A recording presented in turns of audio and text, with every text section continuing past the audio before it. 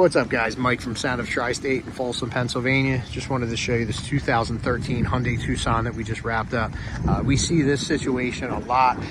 Typically we get clients that call us for older cars that are being given to their new drivers. So this is actually for a 16-year-old who's just getting their license.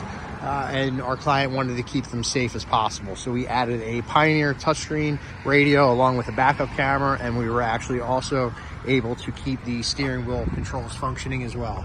So you can see the camera right on the license plate. I'll show you the radio. This radio has wireless Apple CarPlay, wireless Android Auto. So you can see it fits in there really nice. The camera, as soon as you put the car in reverse, camera kicks on. You can see it's a really nice clear image. And then we were also able to keep the steering wheel controls functioning.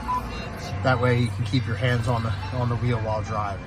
So if anybody has any new drivers, you have an older car you're giving someone and you want to keep it safe for them, we can certainly take care of it. This is a really good client of mine. He hit me up on Friday. I was able to have all the parts here for Monday, and we got the car done in a few hours, and he's actually on his way now to pick up the vehicle. So again, please reach out if we can help you like something like this. 610-328-0301. Thank you guys.